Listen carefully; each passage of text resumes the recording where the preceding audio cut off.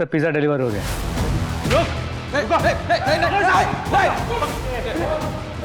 देख तू मरेगा, तेरे साथ दोनों दोस्त भी मरेंगे।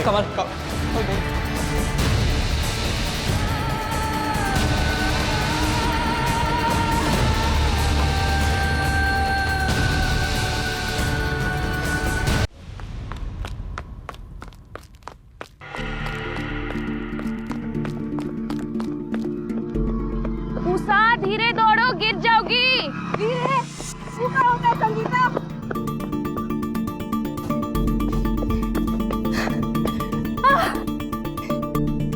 जीत गए, फिर से जीत गए हम। ई लो तुम्हारा इनाम। कहा संगीता, हारती तो तुम रोज ही हो, पर आज तो कोशिश भी नहीं की। क्या हुआ, तबीयत ठीक नहीं है क्या? किसी ने डांटा? बाबूजी ने कुछ बोला? अम्मा ने? बाबूजी ने बोला इस साल परीक्षा खत्म होती ही हमारी शादी करा देंगे। कोनो लड़का भी देख लिया उन्होंने बिरादरी का। अरे तो बोलो अपने बाबूजी को कि तुमको शादी नहीं करनी है इतनी जल्दी, पहले पढ़ाई करोगी फिर नौकरी करोगी, उसके बाद अगर कोई लड़का मिला तो देख लेंगे ना। रहने दे हमारी पुटी उषा। हमारे बाबा मिले थे थोड़े बाबा से उस दिन, बोल रहे थे तोरी शादी भी इस साल करा देंगे, वो भी जून से पहले पहले। कुछ भी बकवास कर रही है, ऐसा कुछ हो ही नहीं सकता। मत मान हमारी बात, जा पूछ ले अपने बाबूजी से। लड़का भी देख लिया उन्होंने। पर हमको शादी नहीं करनी है, हम तो चाहते हैं कि हम। हमारे चाहने न चाहने से कुछ नहीं होगा। तू चाहे कितना ही तेज क्यों ना दौड़ ले, समाज की दीवार नहीं लांघ सकती। हम इतनी आसानी से हार नहीं मानने वाले। तुम चलो, साइकिल हम चलाएंगे।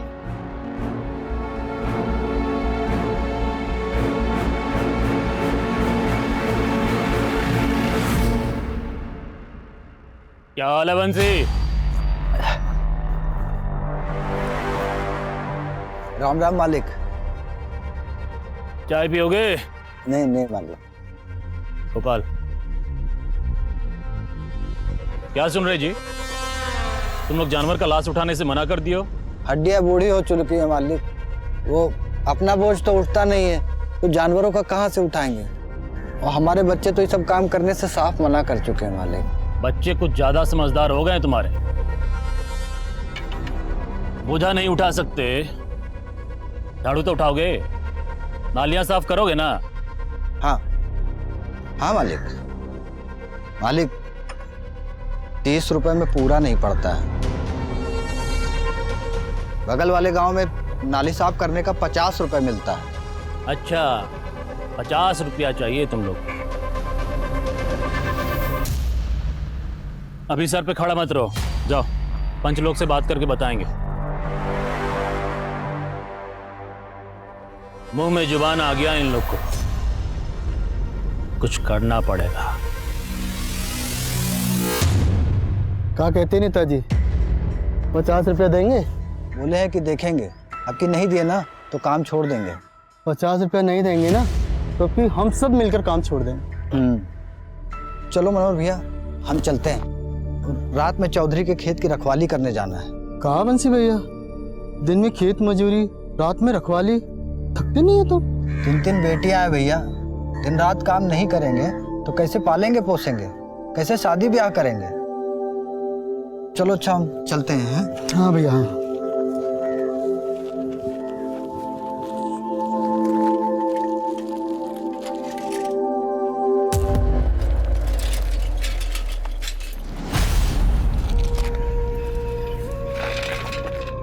संगीता तुम घर जाओ।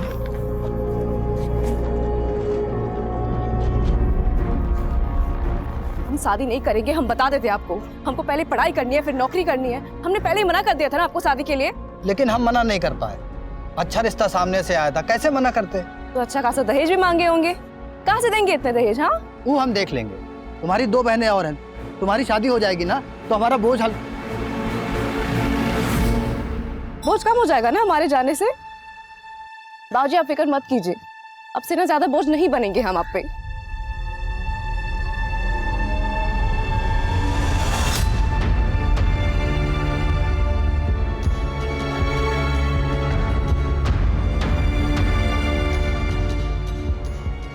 उषा दी हमरा चॉकलेट। और हमारा चॉकलेट लाए हैं, लो। अरे तुम लोग इतना बड़ी हो गई हो लेकिन फिर भी बचपना गया नहीं है। तो थोड़ा तुम भी बच्चा बन जाओ ना माँ। बंसी, ओ बंसी। बाबूजी, बाबूजी, क्या हुआ दादाजी? अरे एक गिलास पानी चाहिए था। बेकार में डरा दिए हमको तो लगा कहीं आप अगर पानी चाहिए था तो पानी पानी चलाना चाहिए ना। आपके बेटे का नाम काहे चला रहे? मेरी मर्जी। वैसे कोई बताएगा एक गिलास पानी के लिए पूरी मंडली क्यों जमा हो गई यहाँ? अब कोई पानी भी देगा नहीं? ला रहे हैं।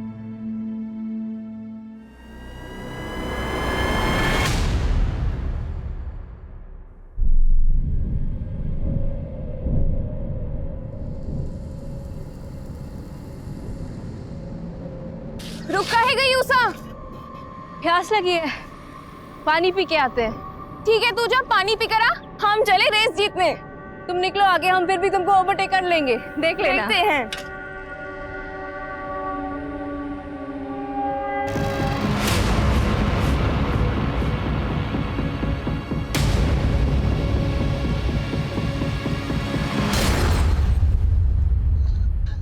संगीता बेटा, हमको लगा कि उषा तुम्हारे साथ है। गलती हो गई चाचा, हमको लगा उषा को शायद कोई काम आ गया होगा, इसलिए वो रेस छोड़कर निकल गई। अच्छा। हमने तो सोचा ही नहीं कि वो ऐसे घर लौटेगी ही नहीं। अरे का हुआ बंसी, इतनी रात को कहाँ जा रहे हो? कुछ खो गया का? ओ भैया, हमारी उषा बिटिया ना कहीं। वो हमारी उषा बिटिया की पायल खो गई है, तो वही हम लोग ढूंढ रहे थे। अब इतनी रात में तो मिलेगी नहीं, सुबेरे ही ढूंढना पड़ेगा ना। चलो मीरा, चलो। आप झूठ काहे के लिए बोले? तो क्या कहते हैं? हमारी लड़की गायब हो गई है, मिल नहीं रही है। अरे कितनी बदनामी होती, लोग काका बातें बनाते, समझ रही हो तुम? लेकिन चाचा, आप उषा को ढूंढेंगे कैसे? हमसे डर लगता है क्या तुमको? तो हमको तो मजा आ रहा है।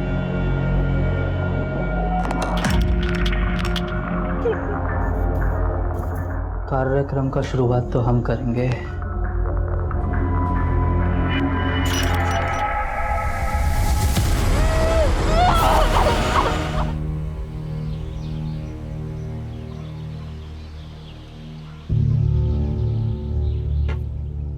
दो दिन हो गया, अब बहुत हो गया। अब हमको पुलिस को बताना होगा उषा के बारे में। लेकिन बाबूजी, जरा सोचिए कितनी बदनामी होगी इन बच्चियों के लिए। तो बंसी, नालियों का कचरा साफ कर करके तेरे दिमाग में भी कचरा भर गया है। तेरी खोखली इज्जत बिटिया की जान से बढ़कर है। तो बैठ, हम जा रहे हैं गांव वालों के साथ थाने। बैठो रही है।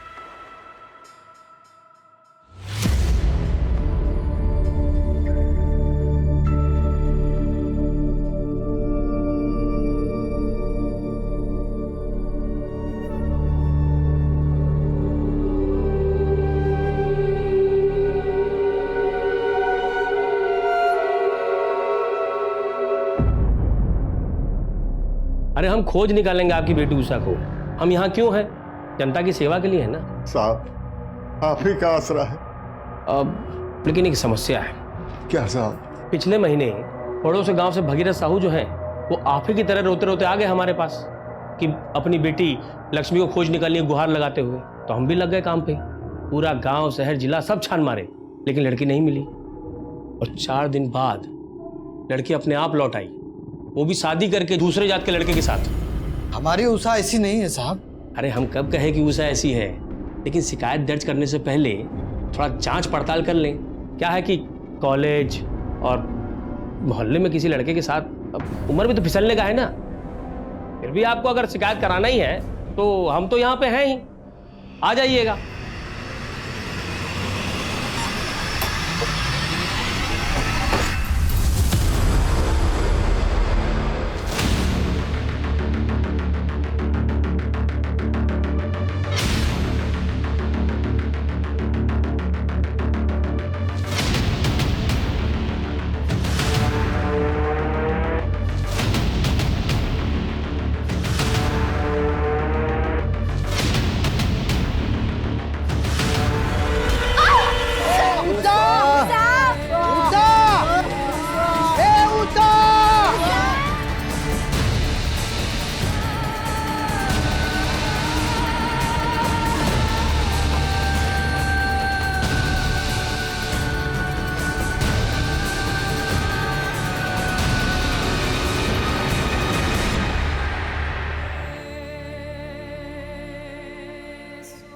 देखिए, शिकायत तो हम दर्ज कर लेंगे, लेकिन इतना बात याद रखिएगा कि जब हम आपकी भागी हुई बेटी को उसके पति समेत सौंपेंगे ना, तो समझ में नहीं आएगा कि बेटी के मिलने की खुशी मनाए कि इज्जत मिट्टी मिलने का शोक।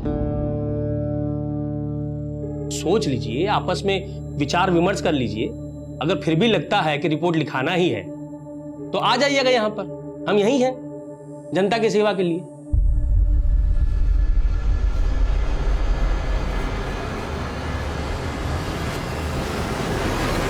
ओ संगीता, अरे संगीता, कहाँ खोई हो? कब से बुला रहे हैं तुम्हें। कुछ नहीं, दिमाग में ऐसे ही कुछ चल रहा था। अच्छा, उषा का कुछ पता चला? नहीं।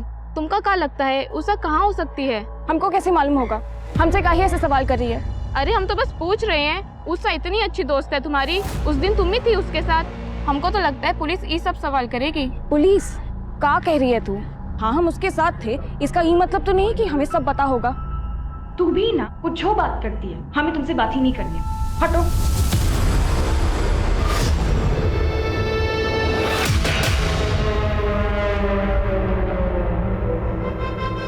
बाबूजी, हम संगीता से बार बार पूछे, वो बोली कि उषा की किसी लड़के के साथ दोस्ती थी ही नहीं।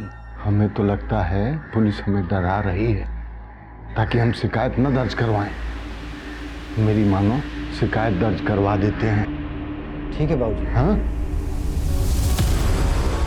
साहब, हमने सोच लिया साहब, हमें शिकायत दर्ज करवानी है। ठीक है, जो जनता जनार्दन चाहे। वैसे आप लोग का गांव माकनपुरा है ना? जी साहब। तब तो गड़बड़ हो गया। क्या है ना कि माकनपुरा हमारे थाने के अंडर नहीं आता। तो हम क्या करें साहब? आप लोग एक काम कीजिए, दौलतपुरा पुलिस स्टेशन चले जाइए। वहां का जो SHO है वो भी हमारे तरह ईमानदार है, आप लोग की पूरी मदद करेगा। ठीक है, चलिए। बाबूजी, हम मनोहर के साथ दौलतपुरा पुलिस स्टेशन जा रहे हैं, रपट लिखा के ही आएंगे।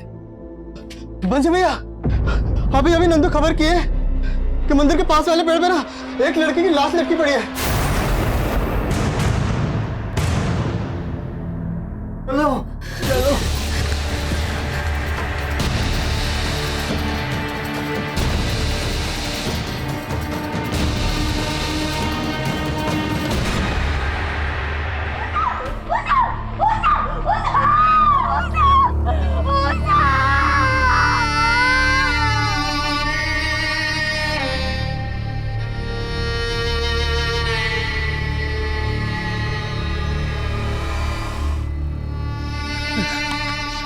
चाचा जी,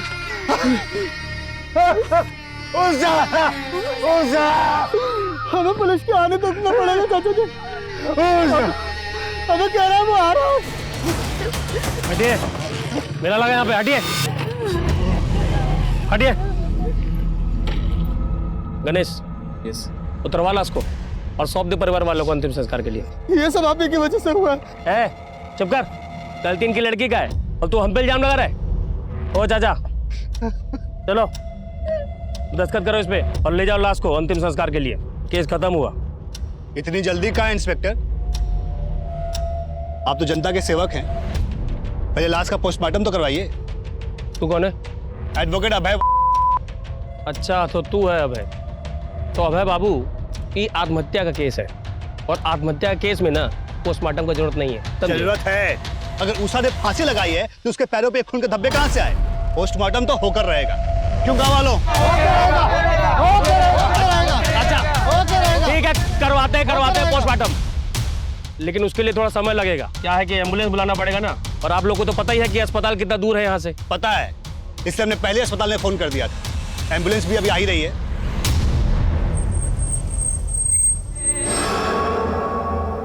गणेश प्लीज, तू भी जा साथ में। ठीक।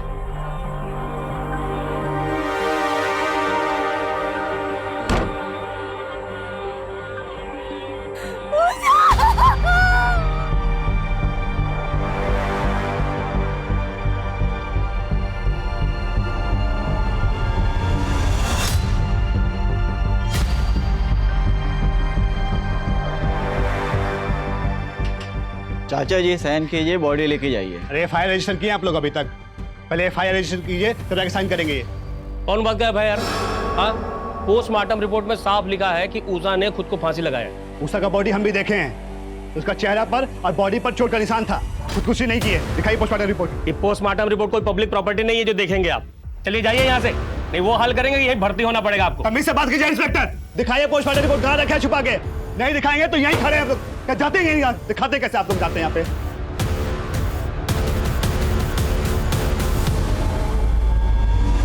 लखन जी, आप लोग जिद छोड़ दीजिए, बॉडी गल रही है। ठीक यही होगा कि आप लोग जल्द से जल्द उषा का अंतिम संस्कार कर दे। डॉक्टर साहब, हम लोगों में कुंवारी लड़की को जलाया नहीं जाता। दफना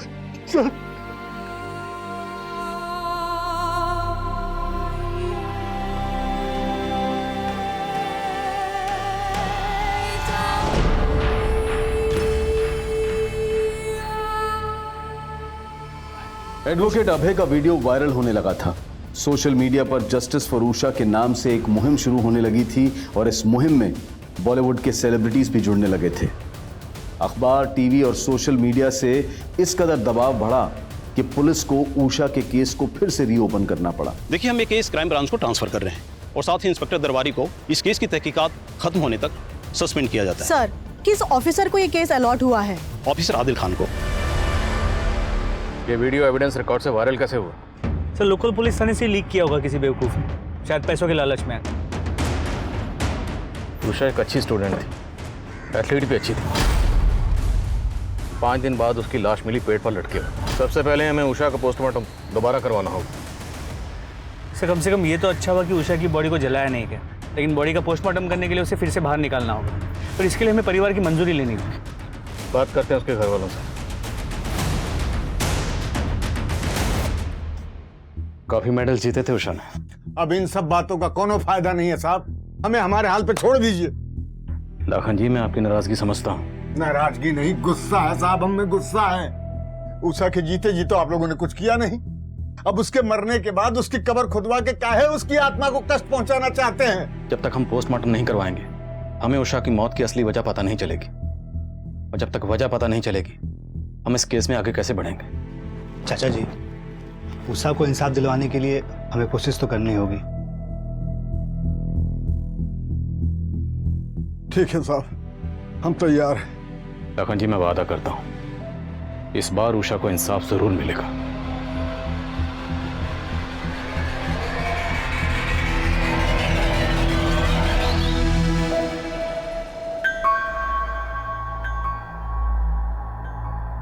जी कहिए।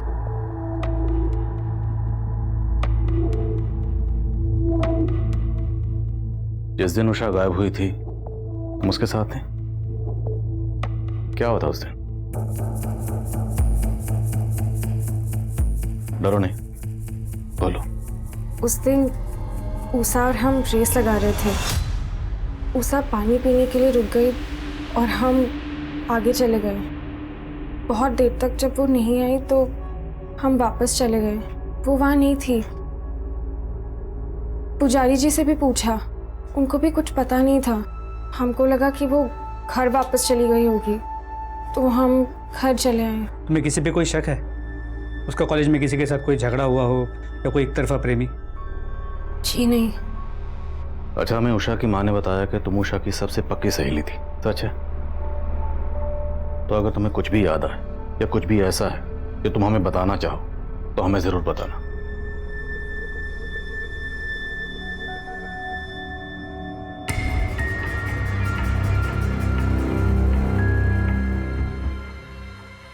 बाबा, हम अभी आते हैं।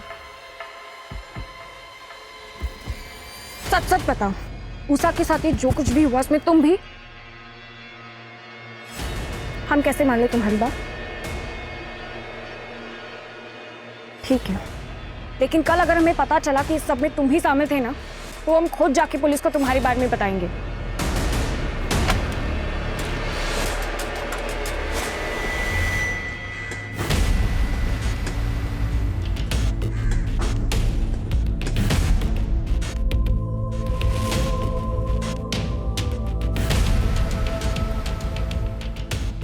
मौत गले की हड्डी टूटने से हुई थी।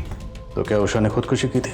जी नहीं, मुझे तो इस बात की हैरानी है कि पहले वाली पोस्टमार्टम रिपोर्ट में इस बात का जिक्र क्यों नहीं हुआ। लड़की का प्राइवेट पार्ट्स बुरी तरह से डैमेज्ड है। उन लोगों ने इसको बुरी तरह से नोचा, यही उनकी हैवानियत नहीं रुकी।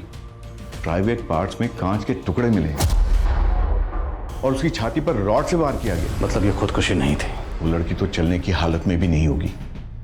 जरूर इस केस को आत्महत्या का रूप देने के लिए उन लोगों ने उसे फांसी पर लटका दिया।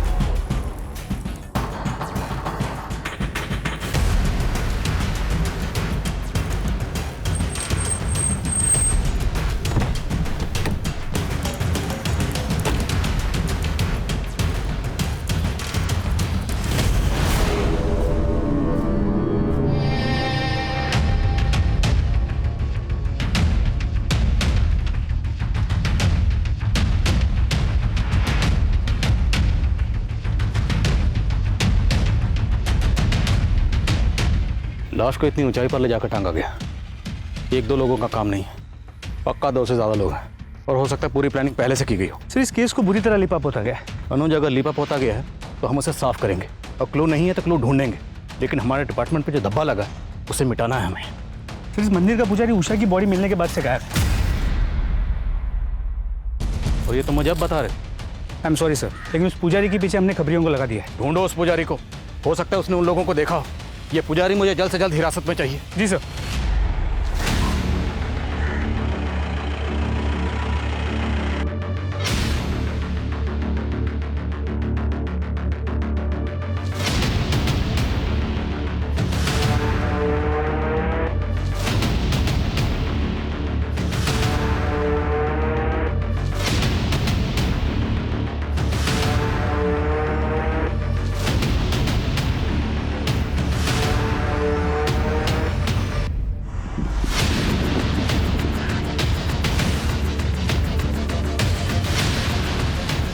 कहता है भाई सब बढ़िया रे बेटा।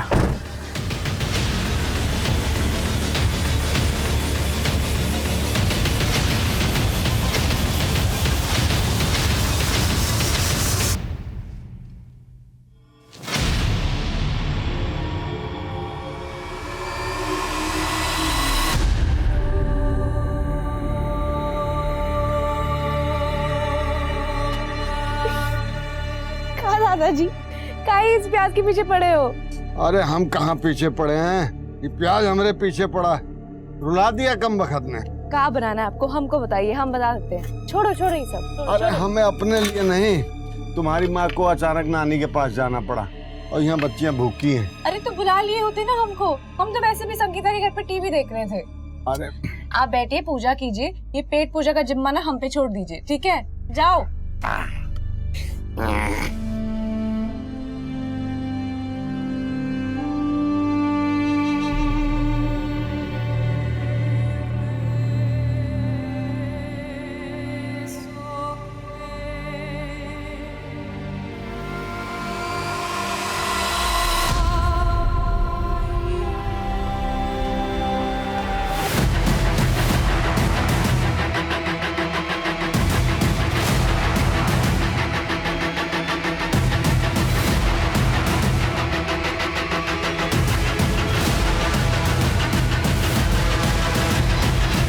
साहब हम कुछ नहीं किए हैं साहब, हम पे विश्वास कीजिए साहब, हम सच बोल रहे हैं साहब। भगवान के मंदिर में रहते हो पंडित जी, शैतानों का साथ देना उचित नहीं।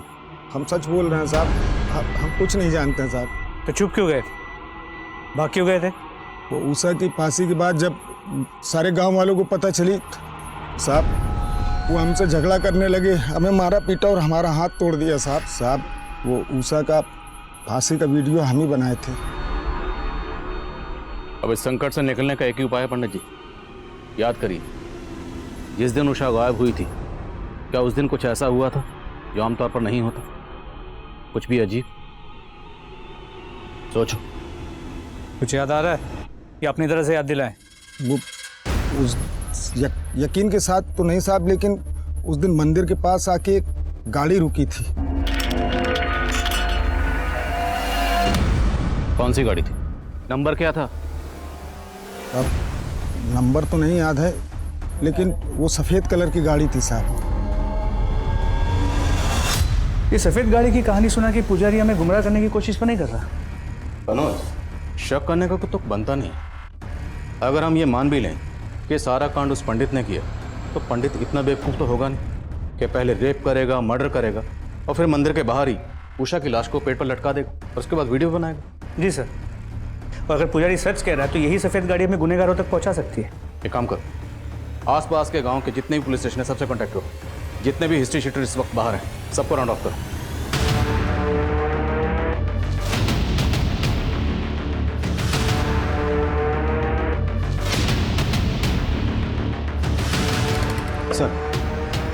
सर संगीता के पीछे जो खबरी लगाए थे उन्होंने इन्फॉर्मेशन दी है। संगीता फोन पे किसी को धमकी दे रही थी और उषा के मर्डर के बारे में बात कर रही थी। संगीता से दोबारा मिलना पड़ेगा। उषा ने शायद किसी अपने से ही धोखा खाया।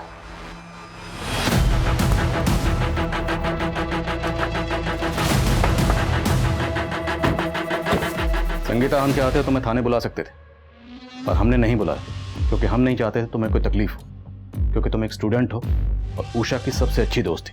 अब दोस्त थी तो ये भी चाहती होगी कि जिसने भी उषा के साथ गलत किया उसे सजा मिलनी चाहिए। चाहती हो ना?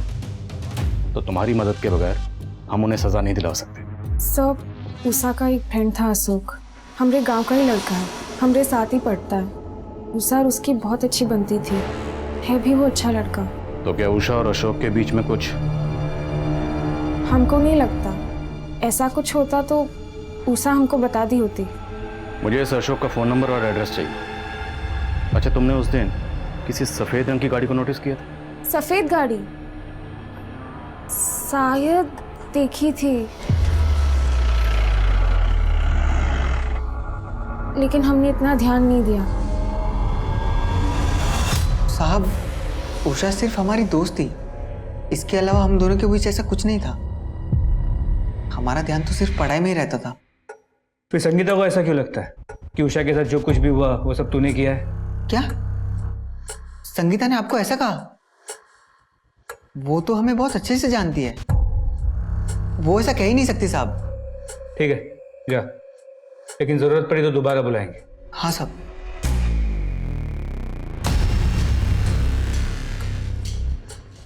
देखने से सीधा लगता है, लेकिन फिर भी नजर रखना।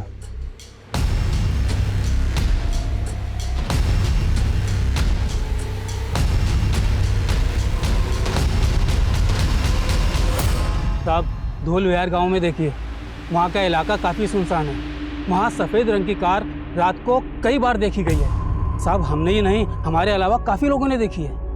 धोल विहार? हाँ। कहाँ पे है जगह?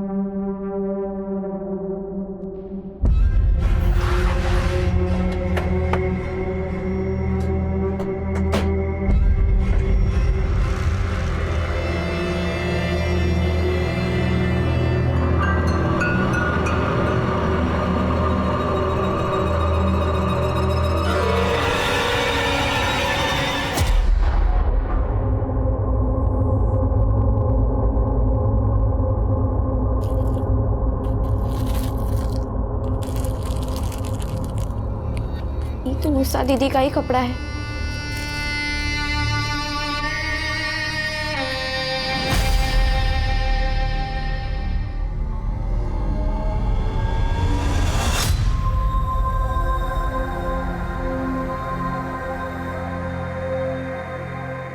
आओ बेटा, आओ दिखा। उषा, तुम कहती थी ना कि चप्पल पहन के दौड़ना बहुत मुश्किल होता है। देखो हम तुम्हारे लिए क्या लेके आए। ये कहाँ से मिला आपको बाबूजी? अरे छोड़ ना, तू पहन।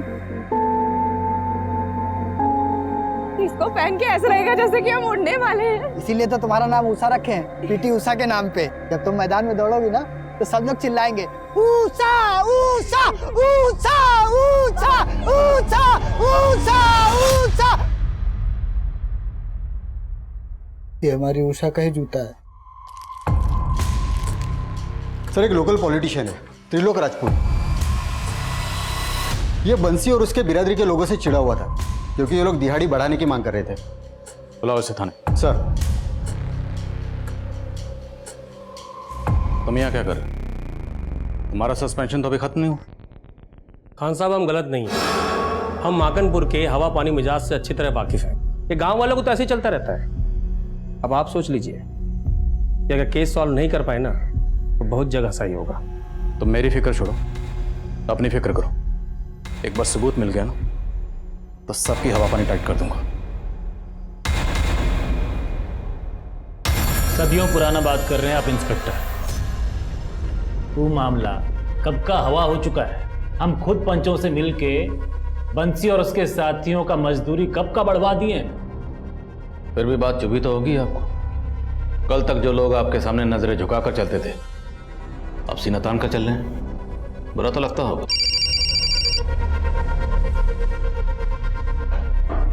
जैन सर, खान तुमने जिसे उठाया है वो रूलिंग पार्टी का मेंबर है।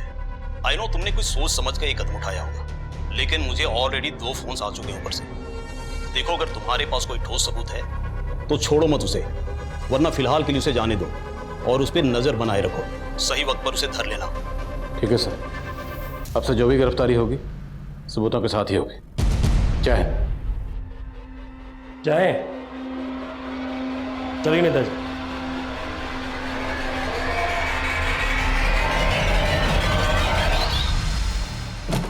हमें अपनी तहकीकात का तरीका बदलना होगा। उषा जहां से गायब हुई, जहां पर उषा को रखा गया और फिर फाइनली जहां पर उषा की लाश मिली, ये सारी जगह एक दूसरे के आसपास है। सर इससे इतना साफ हो जाता है कि वो लोग गांव के चप्पे चप्पे से वाकिफ हैं। बिल्कुल, जिसने भी ये कांड किया या तो इसी गांव के या फिर आसपास के गांव के। उषा के गायब होने से लेकर उषा की लाश मिलने तक जितने भी लोग इस गांव को छोड़कर गए सबकी लिस्ट बनाओ। और अगर कोई गांव के बाहर पैसा भेज रहा है और जरा सा भी शक है, उठाओ उसे। ये लोकल नेता थे लोग और हमारे डिपार्टमेंट के होनहार इंस्पेक्टर दरबारी, सब पर नजर रखो। सर।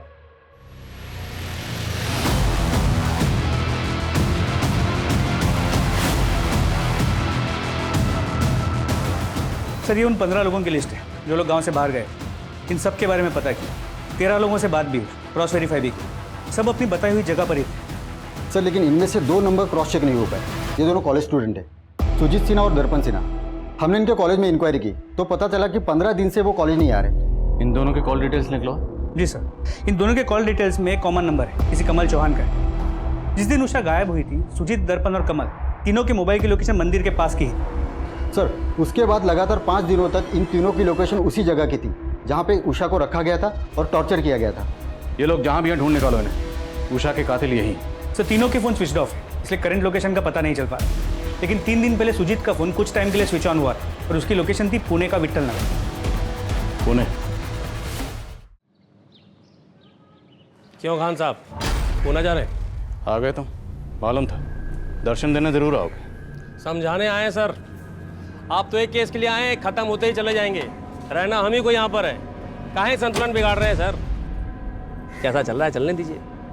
तुम्हें कुछ कार मैकेनिक का या कोई और काम आता है, सीख लो, काम आएगा, क्योंकि तुम्हारी नौकरी अब जाने वाली।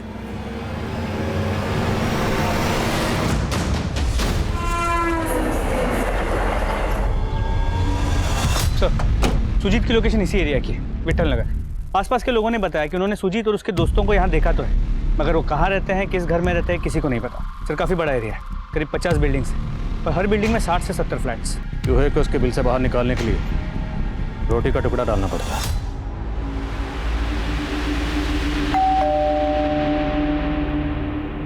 हाय मैम, हम आर्थर पिज़्ज़ा से। हमने आपके एरिया में एक नया आउटलेट खोला है और हम यहाँ सर्वे के लिए आए। कुछ सवालों का जवाब दीजिए और ये पिज़्ज़ा आपका फ्री, साथ में कोल्ड ड्रिंक का वाउचर भी। तो मैम आपके घर में कितने लोग रहते हैं? मैं रहती हूँ, मेरे हस्बैंड है और मेरी डॉटर। और कोई गेस्ट वगैरह हैं? नहीं, कोई गेस्ट तो नहीं। Thank you ma'am. ये आपका पिज़्ज़ा और ये आपका कोल्ड ड्रिंक का voucher. Thanks ma'am. Sir room number 409 negative.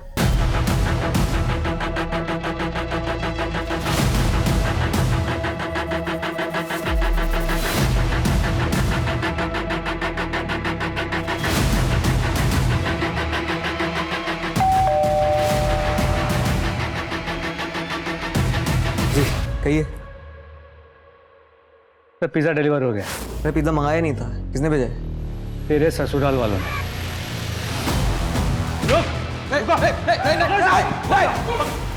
नीचे बंदूक नीचे, बंदूक नीचे, बंदूक नीचे। देख तू मरेगा, तेरे साथ दोनों दोस्त भी मरेंगे। कमल गोली मत चला कमल। बंदूक रख दे नीचे, गोली मत चलाइए। ला दे, इसे हम सराहने के नीचे लेकर सोते हैं। चल। उषा को इतनी बेरहमी से टॉर्चर क्यों किया? क्या दुश्मनी थी तुम तीनों की उषा से? 3 नहीं सर, 4 लोग थे। चौथा कौन? अशोक।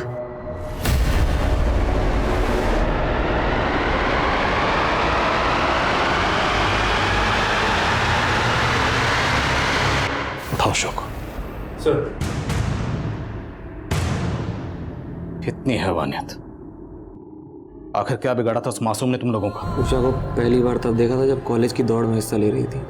दौड़ तो ज़मीन पे रही थी, पर बिजली हमारे दिलों में दौड़ गई। उषा जैसी कोई थी नहीं दूसरी गांव में, चढ़ गई हमारी नज़रों में। लेकिन यह अशोक को उससे प्यार हो गया।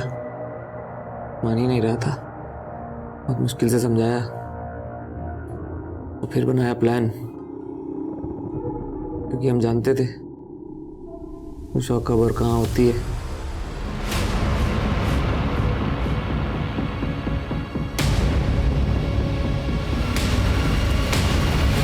यस सर, मजा किया उसके साथ। मजा करना तो अलग बात है, लेकिन वो थी तो दूसरे जात की।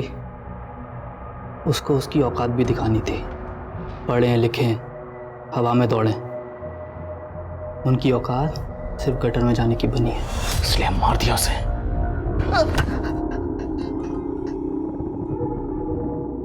उषा तुझे अपना अच्छा दोस्त मानती थी, अच्छी दोस्ती निभाई तूने। साहब गलती हो गई साहब। जिंदगी भर जेल में सड़ोगे, वादा है मेरा।